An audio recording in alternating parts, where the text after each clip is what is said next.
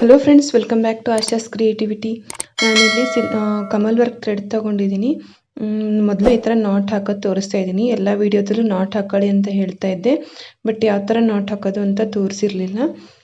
ಗೊತ್ತಿಲ್ಲದಿರೋರಿಗೆ ಈ ಥರ ಅಂತ ಇವತ್ತು ತೋರಿಸ್ತಾ ಇದ್ದೀನಿ. ಆಮೇಲೆ 0.75 mm ಕ್ರೋಶೆ ತೊಗೊಂಡಿದ್ದೀನಿ. ಮೊದಲು ದಾರಾನ ಬಟ್ಟೆಗೆ ಲಾಕ್ ಮಾಡ್ತಾ ಇದ್ದೀನಿ. ನೋಡಿ, ಈ ಥರ ದಾರಾನ ಎಳ್ಕೊಂಡು ಬಟ್ಟೆಗೆ ಲಾಕ್ ಮಾಡ್ಕೋಬೇಕು. ಜಾಸ್ತಿ ದೂರಕ್ಕೂ ಎಳಿಬಾರ್ದು, ಒಂದು ಮೀಡಿಯಮ್ ಆಗಿ ಎಳೆದು ಲಾಕ್ ಮಾಡ್ಕೊಳ್ಳಿ. ನೋಡಿ, ಈ ಥರ ಲಾಕ್ ಆದಮೇಲೆ ನಾನು ಲೂಪ್ ಬರೋ ಥರ ಚೈನ್ ಹಾಕೋತಾ ಇದ್ದೀನಿ. ಒಂದು ಬೆರಳಿಂದ ಆ ದಾರಾನ ಪುಲ್ ಮಾಡಿಬಿಟ್ಟು ಸ್ವಲ್ಪ ಲೂಪ್ ಬರೋ ಥರ ಇಟ್ಕೋಬೇಕು.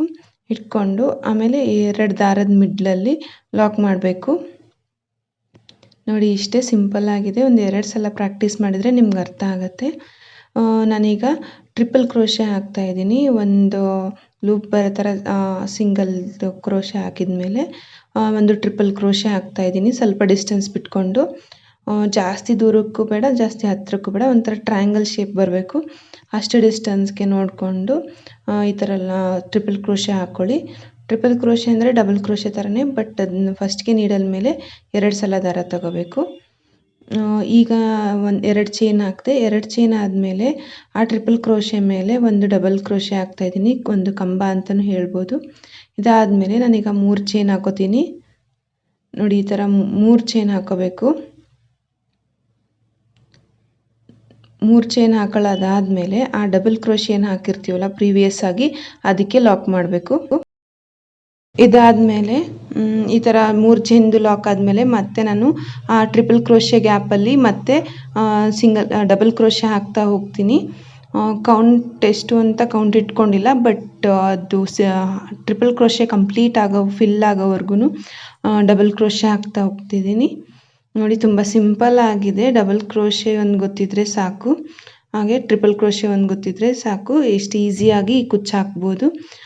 ತುಂಬ ಇದಕ್ಕೆ ಬೇಕಿದ್ರೆ ಮಿಡ್ಲಲ್ಲಿ ಈ ಒಂದೊಂದು ಪ್ಯಾಟರ್ನ್ ಆದಮೇಲೆ ಒಂದೊಂದು ಕುಚ್ಚು ಹಾಕೋಬೋದು.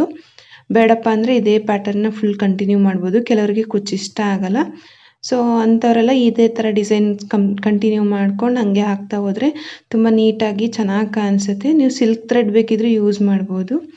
6 ಎಳೆ ದಾರ ಮಾಡಿಕೊಂಡು ಮೊದಲಿಗೆಲ್ಲ ತೋರಿಸಿದ್ನೆಲ್ಲ ಬೇರೆ ಡಿಸೈನ್ಗಳಲ್ಲಿ ಆ ಥರ ನೀವು ಮಾಡ್ಬೋದು. ನೋಡಿ, ಕಂಪ್ಲೀಟ್ ಆಗಿದೆ. ಈಗ ಅದೆಷ್ಟು ಡಿಸ್ಟೆನ್ಸಿಗೆ ಬರುತ್ತೋ ನೋಡಿಕೊಂಡು ಲಾಕ್ ಮಾಡ್ತಾ ಇದ್ದೀನಿ. ನೋಡಿ, ಈ ಥರ ಲಾಕ್ ಆದಮೇಲೆ ಮತ್ತೆ ಮೊದಲಿಗೇನೊಂದು ಲೂಪ್ ಬರೋ ಥರ ಸಿಂಗಲ್ ಕ್ರೋಶೆ ಹಾಕಿದ್ವಲ್ವ, ಅದನ್ನೇ ಹಾಕಬೇಕು.